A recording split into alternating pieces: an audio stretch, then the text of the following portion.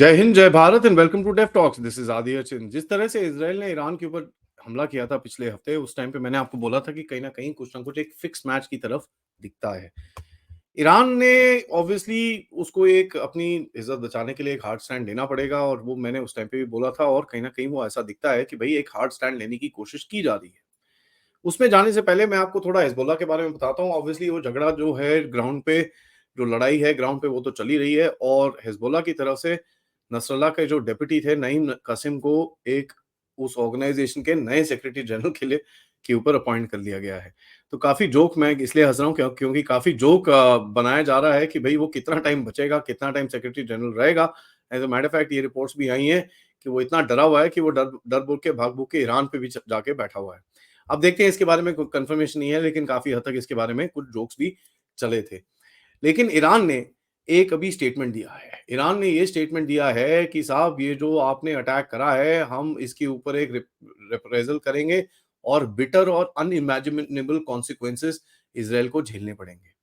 तो ये बड़ा इंटरेस्टिंग सा चीज है। एक मेजर जनरल होसनी सलामी है जो कमांडर हैं आईआरजीसी के, उनकी तरफ से आया कि भाई इसकी तरफ से ये चीज दिखी है कि ईरान इसराइल की जो मिसकैलकुलेशन और जो फ्रस्ट्रेशन एक जो जंग के मैदान के अंदर दिखती है, उस वजह से इसने ईरान के ऊपर अटैक कराया, और उसका इसको कॉस्ट जरूर देनी पड़ेगी। एक तरफ से ऐसा स्टेटमेंट आता है। दूसरी तरफ से एक और स्टेटमेंट आता है जो ईरान के फॉरेन मिनिस्ट्री स्पोक्स पर्सन है, जो इस्माइल बगेई, उन्होंने भी ऐसा ही स्टेटमेंट बोला कि हम लोग पूरी तरह से जितना सब कुछ है हमारे पास, हम जाके इसराइल के ऊपर हमला दोबारा करेंगे। और यहाँ पर एक और रूमर कल फेंका गया ईरान की तरफ से, जहां पर बोला गया कि साहब हम 200% मिलिट्री बजट को अभी बढ़ाने के लिए बात कर रहे हैं, उसको उठा के $30 बिलियन की तरफ लेके जाने की बात हम कर रहे हैं। एक तरफ ये पूरा, दूसरी तरफ एक खमेनी के बड़े क्लोज एडवाइजर हैं अली अकबर विलायती, जिन्होंने बोला कि साहब तेहरान की फॉरेन पॉलिसी है, हम डिप्लोमेटिक लिंक्स की तरफ से, वेस्ट की तरफ से हम अपने आप को रीअसेस कर रहे हैं, और किस तरह बेटर रिलेशंस हम वेस्ट की तरफ जा सकें, इंक्लूडिंग द यूरोपियन यूनियन, हम उनसे जरा बात करने के लिए तैयार हैं। हम ओपनली कोऑपरेशन करने के लिए तैयार हैं, जो हमारे साथ अच्छे से बात करेगा और हमारी सोवरेनिटी और हमको एक इक्वल दर्जे पे रखेगा। और ये भी बताया कि साहब जो पीछे बैकएंड पे ऑब्वियसली इनकी काफी हद तक बात चल रही है, वहां पर एक चीज बोली गई है कि ईरानियन ऑफिशियल्स ने कि साहब हमारे पास कोई ऑप्शन ही नहीं है रशिया के साथ बात करने के लिए, लेकिन अगर आप बात करोगे तो हम फिर रशिया से अपनी थोड़ा सा साइड में कर लेंगे। तो ऐसी भी स्टेटमेंट्स इन लोगों की तरफ से निकली हैं, और ये बाय द वे एक बड़े क्लोज एडवाइजर हैं खुमैनी के भी। तो रशिया को भी देखना पड़ेगा कि भाई ये क्या कर रहा है, ये बेवकूफ अभी इतना डेस्परेशन में आ रखा है कि कहीं ट्रंप आ गया तो मेरी तो बैंड बज जाएगी, किसी लाइन ऑफ कम्युनिकेशन वहां पर खोल के देखो। और यूरोप में जरूर टारगेट करेगा, क्योंकि यूरोप में एक फिर भी एक liberal sort of a game है, तो यूरोप से थोड़ा सा बात बूत करके अमेरिका से कुछ हेज बनने की एक कोशिश करेगा। तो और जिस तरह से मैंने आपको बोला, और इन्होंने एक और स्टेटमेंट दिया कह के कि भाई ईरान के जो रिलेशंस हैं यूरोप के साथ इंप्रूव हो सकते हैं despite the tensions with the United States. तो exactly what I was trying to say कि ये कहीं ना कहीं यूरोप के साथ अपने आप को यूएस के अगेंस्ट में हेज करना चाहेंगे, और they will try and actually sustain themselves. तो एक तरफ हार्ड कॉप कि साहब हम ठोक देंगे, हम फोड़ देंगे, और एक तरफ बोलते हैं भैया हम बात करने के लिए भी तैयार हैं, जरा बैठिए, बात करिए हमारे साथ, हमको इक्वल ट्रीट करिए, और किस तरह से इस चीज को आगे लेके जाया जाए उसकी तरफ भी हम बात कर सकते हैं। देखिए, जब इजराइल ने हमला किया था ईरान के ऊपर, ऑयल प्राइसेस जंप हुए थे, लेकिन जैसे ही ये टेंशन धीरी हुई और एक कुछ इधर उधर कुछ हुआ नहीं, ऑयल प्राइसेस फिर से गिरी 6% पे। तो कहीं ना कहीं ईरान ने जो इनिशियली अनाउंस नहीं करा अपने एक्शन को, उसकी वजह से ऑयल प्राइस नीचे गिरी। ऑयल प्राइस नीचे गिरी तो अब इन लोगों ने अनाउंस कर दिया है, तो देखते हैं अभी 1-2 दिन में पता चल जाएगा कि ऑयल प्राइसेस पे क्या इम्पैक्ट पड़ेगा। इसराइल भी काफी हद तक आगे चल रहा है। उसने यूएन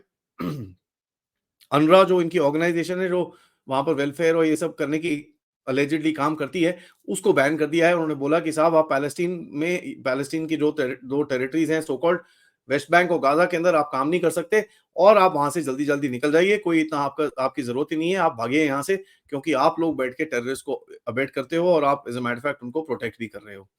यूएन सेक्रेटरी जनरल भी जाने वाले थे, उनको भी बोला कि साहब आप नहीं आ सकते यहाँ पर, यूर पर्सोना नॉन ग्रेटा, अभी जरा भागो यहाँ से। वेस्टर्न पॉलिटिशियंस को अब बड़ा कैसे झेलेंगे इस चीज को, क्योंकि कहीं ना कहीं यूएन के पीछे तो पूरे वेस्टर्न पॉलिटिशियन छुपते रहते हैं। तो अब इसराइल ने एक जो ये स्टेप लिया है, ये कैसे जाएगा अभी समझ में आना चाहिए, हमको देखना पड़ेगा। देखिए गेम ये है, इज़राइल का जो रिस्पॉन्स था वो बड़ा कैलकुलेटेड रिस्पॉन्स था। यूएस की प्रेफरेंसेस की को तहत रखते में रिस्पॉन्स था और ये चीज़ मैं काफ़ी टाइम से बोल रहा हूँ कि यूएस इज़राइल के ऊपर काफ़ी प्रेशर डाल रहा है कि भाई इस चीज़ को एस्केलेट मत करो, ये मत करो, हम लड़ नहीं सकते, हम आपके पास नहीं आएँगे, हमारे पास हथियार नहीं है, ये नहीं है, वो नहीं। Some of these things true, some of them they are of course Biden regime की लास्ट जो भी बेवकूफियाँ हैं, वो चल रही हैं।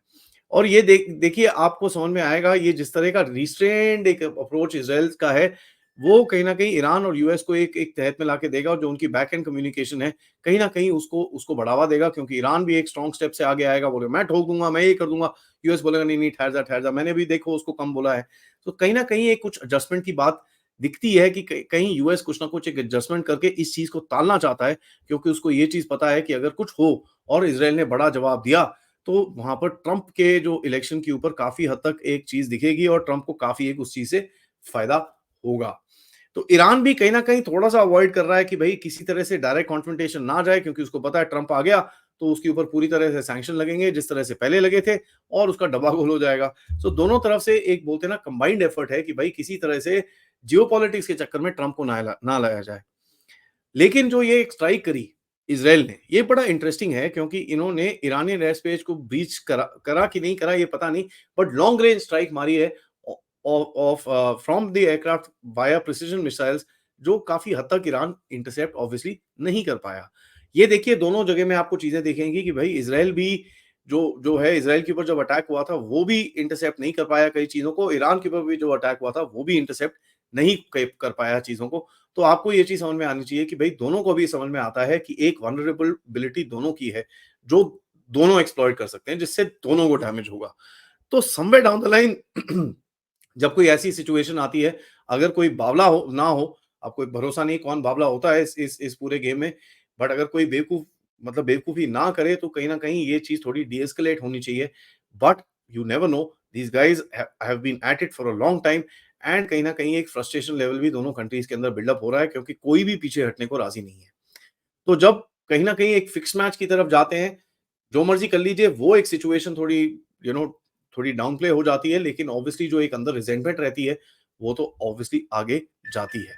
यूएस की तरफ से काफ़ी हद तक पुश किया जा रहा है इज़राइल को कि नहीं, नहीं, नहीं, अभी मत करो, आप ये मत करो, हम ये नहीं कर पाएँगे आपके लिए, हम वो नहीं कर पाएँगे। तो काफ़ी हद तक एक वो भी प्रेशर डाला जा रहा है, जहाँ पर इज़राइलीज़ की तरफ से फ्रस्ट्रेशन भी दिखाई जा रही है कि यार आप हमको करने नहीं देते, आप कर क्या रहे हो? Why are you letting us not fight? आप ये नहीं करने दे रहे, आप वो नहीं करने ऊपर से बोलते हो कि साहब हमारे पास अभी हथियार नहीं है आपको देने को, तो कहीं न कहीं एक इज़राइल की तरफ से भी एक फ्रस्ट्रेशन दिखाई जा रही है और वो फ्रस्ट्रेशन बड़ी क्लियरली आपको दिखी जब इज़राइल ने एक बड़ा सॉफ्ट टाइप अटैक करा है ईरान के ऊपर एंड दोनों तरफ से इज़राइल की तरफ से भी और अमेरिका की तरफ से बड़ी बोस्टिंग जो छाती पीटने की एक आवाज़ें पहले आती थी, वो नहीं आ रही हैं। इंटरेस्टिंग टाइम्स अहेड क्योंकि हिज़बुल्लाह के ऊपर भी काफ़ी हद तक अटैक्स चल रहे हैं, गाज़ा का ऑपरेशन चली जा रहा है, इन स्पाइट दैट याह्या सिन्वर को मारा गया। कुछ एंड गेम अभी तक कुछ निकलता आता दिखता नहीं है, but let's see how time will tell. ये वीडियो को मैं यहीं पे खत्म करूँ आप इस वीडियो को लाइक करिए, सब्सक्राइब करिए चैनल को अगर आपने नहीं करा है, most importantly share this with your friends and families और आप इस चैनल की तरफ कंट्रीब्यूट भी कर सकते हैं यूजिंग द क्यूआर कोड या फिर पेपैल या फिर सुपर स्टिकर, सुपर चैट्स। आज दोपहर में मिलेंगे आपके साथ, तब तक के लिए जय हिंद, जय भारत।